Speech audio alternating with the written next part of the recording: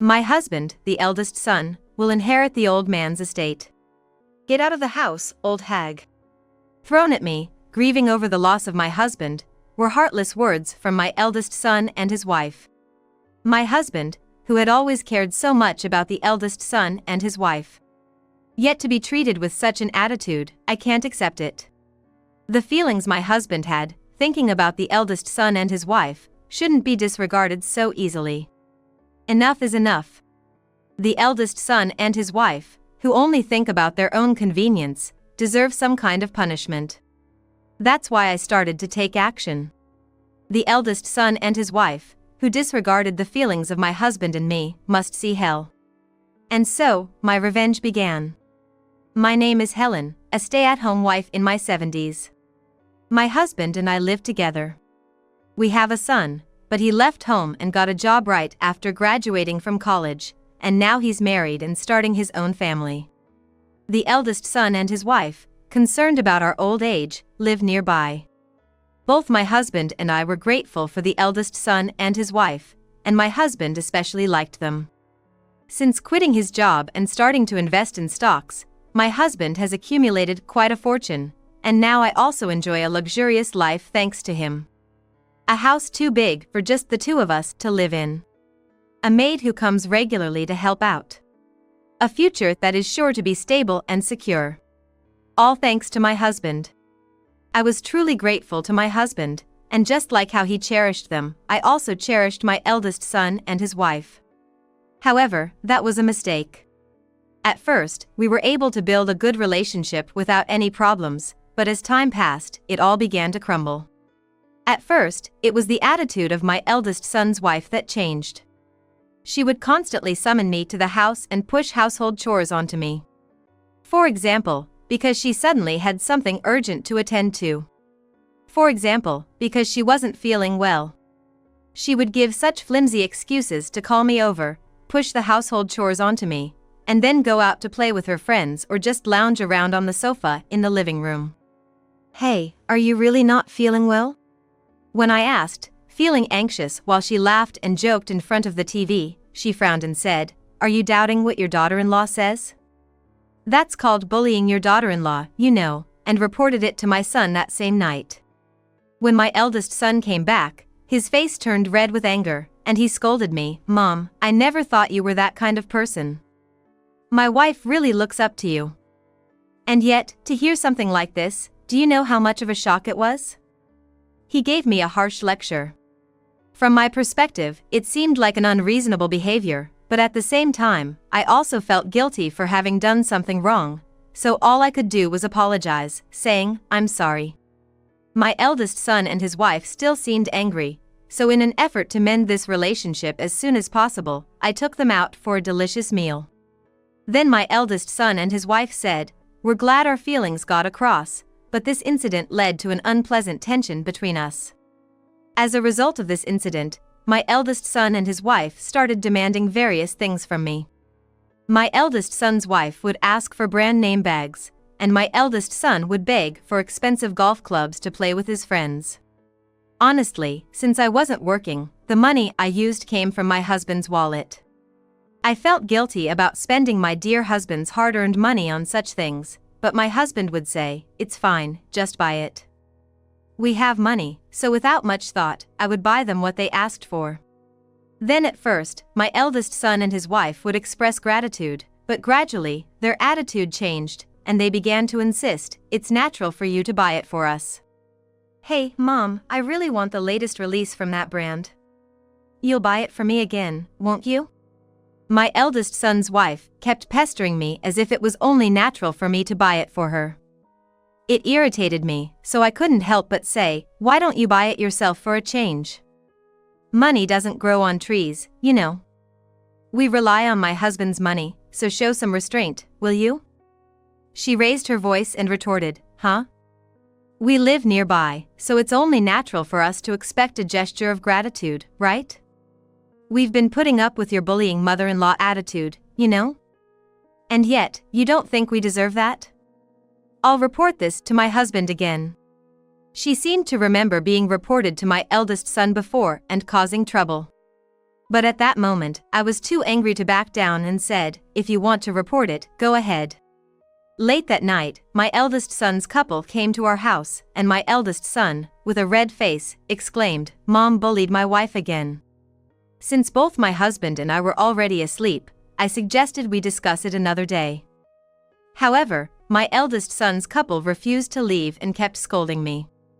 I didn't want any more trouble, and I was too sleepy, so I just apologized on the spot to get through the situation.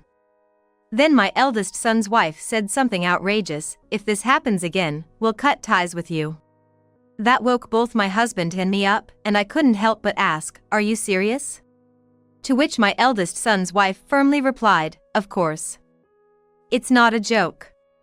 Next time there's trouble, we'll cut you off without hesitation. Understand?"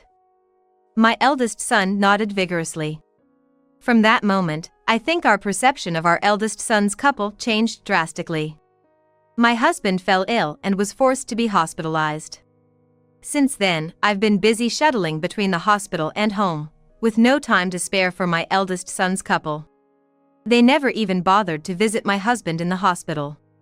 I had informed them of the hospital's address, but still, according to the nurses, they hadn't shown up.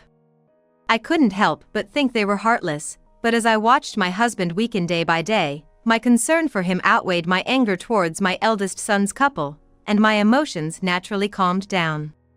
After a long battle with illness, my husband passed away. Overwhelmed with sadness, I couldn't do anything, so I proceeded with the funeral arrangements with the help of my family. My husband was well respected, so many people attended the funeral. Everyone shed tears and mourned my husband's passing. But my eldest son's couple was nowhere to be seen till the end. Since my husband was hospitalized, I hadn't seen them at all, and they didn't even help with the funeral preparations. So, I had sent them a message about the funeral arrangements, and although they read it, they didn't show up at the funeral venue. It would be a lie to say I wasn't angry at my eldest son's couple for not attending the funeral despite all the help they received from my husband. However, grieving the recent loss of my husband, I couldn't afford to confront them, and the funeral proceeded smoothly.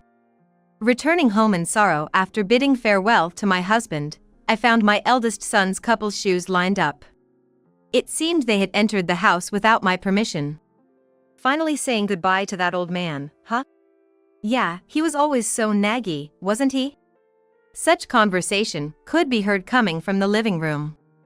I had a bad feeling about it, but I couldn't just ignore it. I opened the door, and my eldest son's couple rushed towards me. "What do you think you're doing?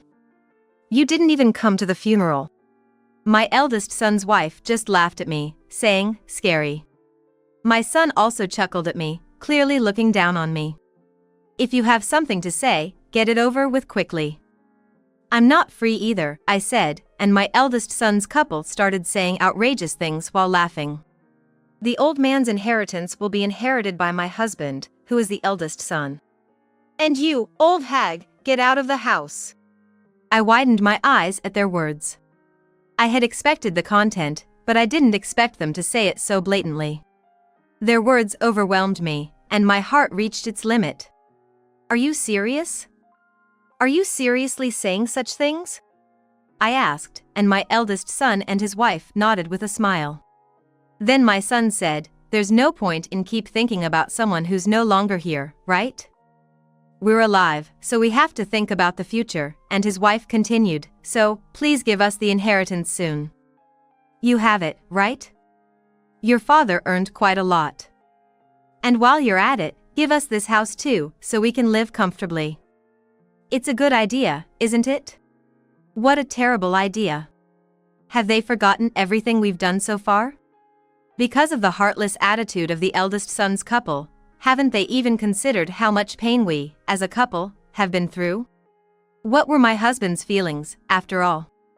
I can't even think of my husband, who genuinely cared about our eldest son's couple and worried about seeing their faces even during his hospitalization.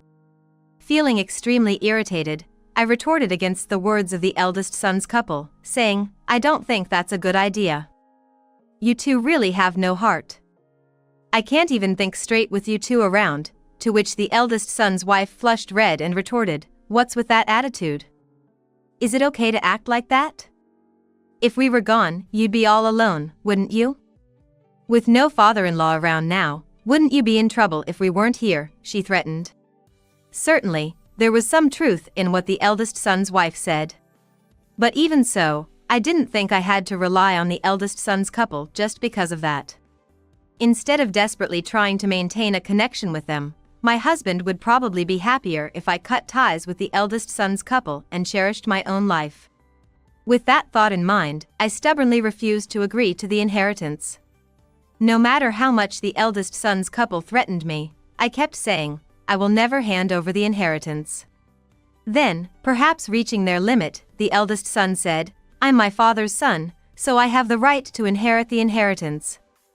Ignoring that is unforgivable. Indeed, as the eldest son is still my husband's son, he has the legal right to inherit the inheritance to some extent, even if he cannot receive the full amount as the eldest son's wife hopes. At this point, I don't mind not getting the full amount. But if I receive the inheritance, I'll completely cut ties with you, Mom. So be prepared. With these words, the eldest son and his wife left the house. After that, true to their declaration, the eldest son's couple never showed their faces to me again. While I felt relieved that the source of stress, the eldest son's couple, was gone, that peaceful life didn't last long. Around 2 months after living a leisurely life, I received a message from the eldest son, who had boasted about cutting ties. About the inheritance. The eldest son explained why he contacted me, his voice betraying a sense of urgency. Apparently, a few days after my husband's funeral, the eldest son and his wife moved to completely sever ties with me. Feeling assured of receiving a substantial inheritance, the eldest son and his wife spared no expense in their move. They moved into a large house that rivaled mine. And perhaps thinking that they would receive even more inheritance, the eldest son and his wife indulged in extravagance over the past 2 months. As a result, the savings the eldest son's couple had diligently saved up had long been depleted. However, despite waiting for so long, there was no sign of the inheritance being deposited. With no money and feeling anxious about tomorrow's life, the eldest son, swallowing his pride, decided to inquire about the inheritance. As it turns out, there's a reason why the eldest son and his wife haven't received any inheritance. Feeling sorry for my eldest son, I decided to tell him the reason. "You see, your father left a will. During his hospitalization, your father called in a lawyer to his hospital room and left clear instructions regarding the distribution of his estate. If the eldest son and his wife visited even once while I was hospitalized, then at that time, a portion of the inheritance would be allocated to them. However, if they didn't visit even once, then the entire estate would belong to my wife." That's what your father's words were. Until the very end, your father wanted to believe in the eldest son and his wife. And for that reason, he took actions to test them. However, they didn't live up to your father's expectations. A deceased person's will is absolute. Since they didn't visit during your father's hospitalization, the inheritance would not be allocated according to your father's words. When I explained this, the eldest son raised his voice, saying, "I never heard about that. Why didn't you tell us anything? If we had known that, we would have visited." Think about it logically. Your father was testing you, so saying that ultimately makes no sense, right? That's why I kept quiet. That's invalid. Give us the inheritance right now. Finally realizing the extent of their terrible actions, the eldest son, now aware, was making a big fuss over the phone, saying, "That's not true. We weren't told anything. So give us the inheritance. Without the inheritance, we're helpless. We weren't told anything. That's why hand over the inheritance. Without the inheritance, we're helpless." My eldest son was desperate to inherit the estate, insisting vehemently. A sigh escaped me involuntarily at the sight of our son persistently pursuing his selfish desires. How did we go so wrong that our own son turned into someone so heartless towards his parents? Where did we make the mistake? What went wrong? Is there anything we could have done differently in the past to prevent our eldest son from becoming such an ungrateful person? No matter how much I pondered, I couldn't find the answer. Just like how the past cannot be undone, even if my husband and I had made some missteps along the way, it's too late for corrections now.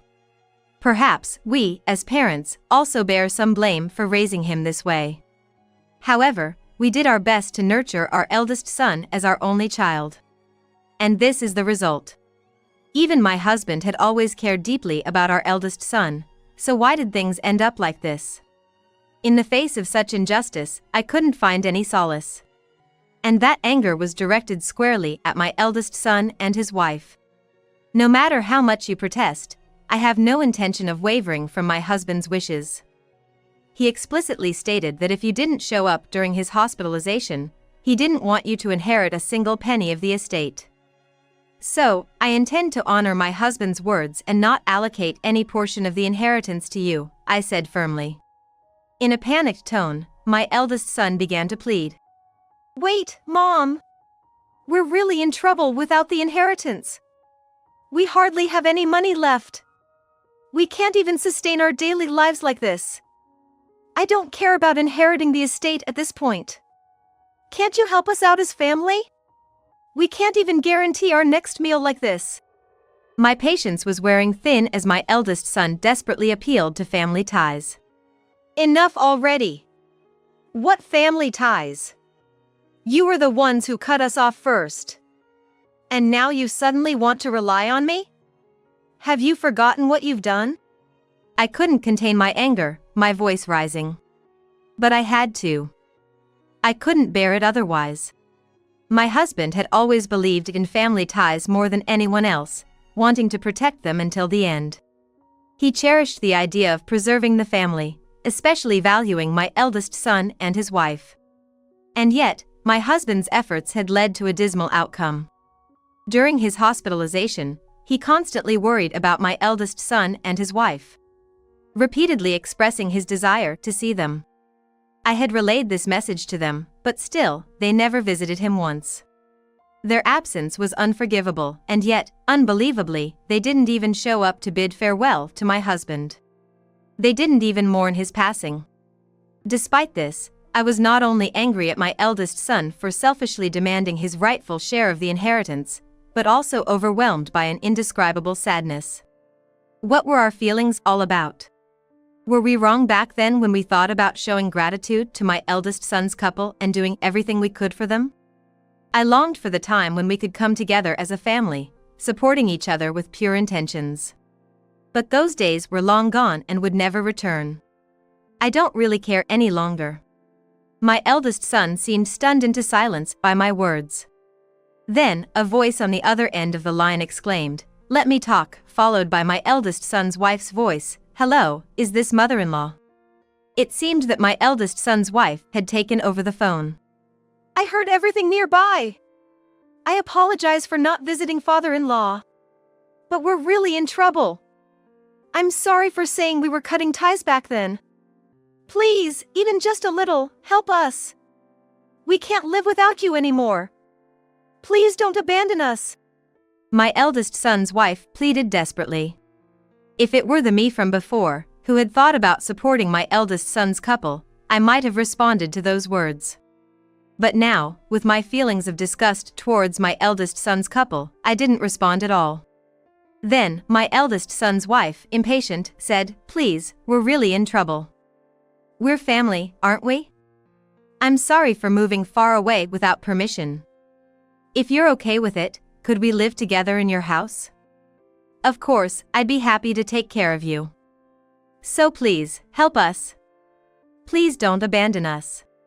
What's with the "don't abandon me" plea? The eldest son and his wife abandoned us a long time ago. Now that the tables have turned and it's about their own well-being, it feels so selfish for them to beg, "Don't leave me like that." It's just exasperating. Listen, could you cut it out already? Stop thinking only about yourselves. Do you have any idea how much you betrayed us? And yet, I've tried to believe in you time and time again, despite everything. Who's the one who consistently betrayed our trust? You, even after betraying us repeatedly, now think I can trust you just because you ask for it? Well, yeah. but I really regret it. I won't ever behave like that again. So please, forgive us. Please, trust us. After all the betrayal, you have the nerve to ask for trust. Reflect on your actions, will you? Looking back, I realize we've been too lenient with you. But we genuinely thought of you as family. Seems like it wasn't mutual. As I said that, the eldest son's wife hurriedly corrected herself. We are family, aren't we? Please don't say such cruel things. Family should stick together in tough times, right? Now suddenly playing the family card, the eldest son's wife. Despite never acting like a family before. It's too selfish to ask for help as a family just because they're in trouble now. I'm sorry, but I have no intention of helping you. Please contact someone else. And for heaven's sake, never contact me again. We're estranged, I said, and hung up the phone. After that, the phone kept ringing incessantly, but I deleted the contacts to ensure they couldn't reach me again. Subsequently, the eldest son's couple fell into financial hardship, and they found themselves arguing incessantly every day. And with such days being unsustainable in the long run, the eldest son's couple ended up divorcing. By then, they were already drowning in significant debt, and the ex-daughter-in-law reportedly returned to her parents' home, where they bailed her out of debt, and now she's working like a horse to repay it. The eldest son came seeking help from me, but I had no intention of assisting him, so I refused. Now, he works during the day at a company and does construction work at night, barely making ends meet while trying to repay the debt. With ties severed with the eldest son's couple and my husband gone, I no longer have anyone I can call family. Living alone occasionally feels lonely, but compared to the days of being continually betrayed by the eldest son's couple, it's somewhat bearable. I'm not sure if my actions aligned with my husband's wishes, but I feel quite relieved. My husband was truly a noble person. And as his wife, I want to continue living up to his standards and end my life as a person worthy of being his wife, doing my best in my own way.